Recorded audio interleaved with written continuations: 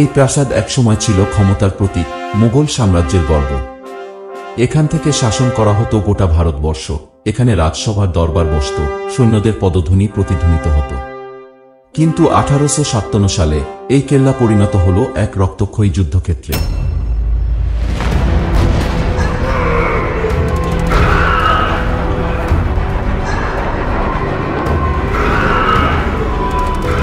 British সেনারা এগিয়ে আসছে, দিল্লি জ্বলছে, আর মুঘল সম্রাটের সামনে একটাই প্রশ্ন, তিনি কি শেষ লড়াই করবেন নাকি ইতিহাসের পাতায় হারিয়ে যাবেন?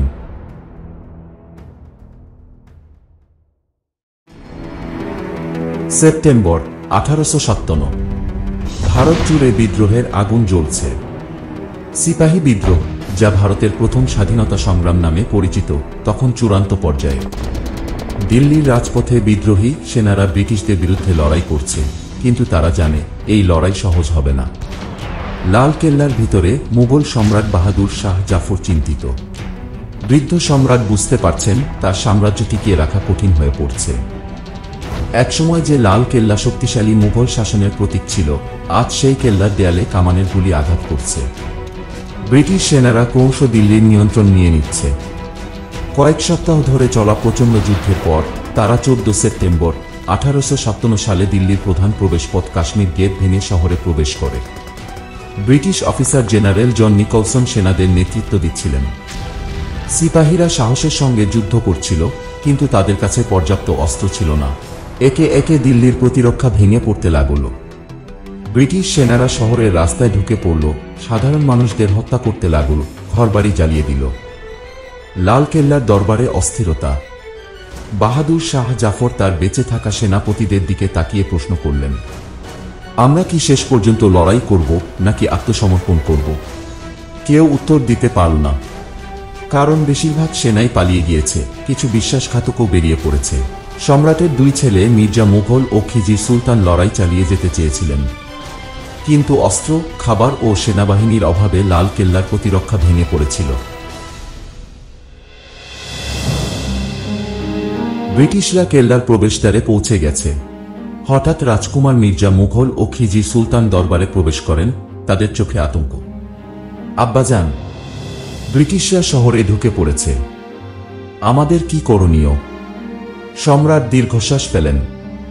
তিনি জানেন যুদ্ধের আর কোনো পথ নেই। বয়সের ভারে নুব্জ এই বৃদ্ধ সম্রাট বন্দুক তুলতে পারবেন না, কিন্তু তার চোখে ছিল এক অদ্ভুত দৃষ্টি। একদিকে বংশের শেষ হওয়ার শোক, অন্যদিকে অসহায় ক্রোধ। সেই মুহূর্তে দরবারে প্রবেশ করেন ব্রিটিশ সেনাপতি উইলিয়াম হডসন। সম্রাট বাহাদুর শাহ, আপনাকে আত্মসমর্পণ করতে হবে। দুর্বল কণ্ঠে বাহাদুর শাহ উত্তর দেন, আমি আত্মসমর্পণ করলাম, কিন্তু আমার সন্তানদের ছেড়ে দাও। ব্রিটিশ অফিসার একটু হেসে বললেন, আমরা কথা রাখব সম্রাট। কিন্তু ইতিহাস বলে এই কথা ছিল এক নির্মম প্রতারণা। বাহাদুর শাহ জাফরকে বন্দী করা হল, কিন্তু তার সন্তানদের ভাগ্য আরও ভয়ঙ্কর ছিল। পরের দিন ব্রিটিশ সেনারা মির্জা মুঘল, খিজির সুলতান এবং আবু বকরকে লাল কেল্লার বাইরে খুনি দরওয়াজার সামনে নিয়ে যায়। সেখানে জনগণের সামনে ব্রিটিশ সেনাপতি উইলিয়াম হডসন তাদের হত্যা করার নির্দেশ দেন। রাজকুমাররা কেঁপে উঠলেন না, বরং সাহসের সাথে বললেন, আমরা মুঘল বংশের রক্ত, মৃত্যুকে ভয় পাই না। কিন্তু ব্রিটিশদের কাছে এর কোনো মূল্য ছিল না। সৈন্যরা 3 জন রাজপুত্রকে বন্দুকের সামনে দাঁড় করালো। এক মুহূর্তের জন্য পুরো এলাকা স্তব্ধ হয়ে গেল। তারপর একের পর এক গুলি।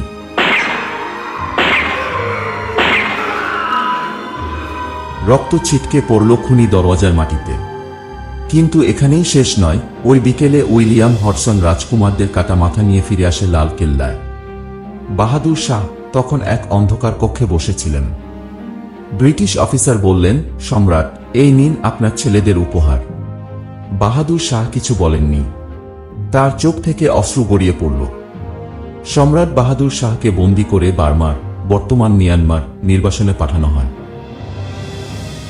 সেখানে তিনি 1862 নিঃসঙ্গ অবস্থায় মৃত্যুবরণ করেন। লাল কেল্লা নীরব রইল, কিন্তু তার দেয়াল যেন সেই দিনগুলোর আর্তনাদ আজও বহন করে চলেছে। এই ছিল ব্রিটিশদের লালকেল্লা দখলের ইতিহাস।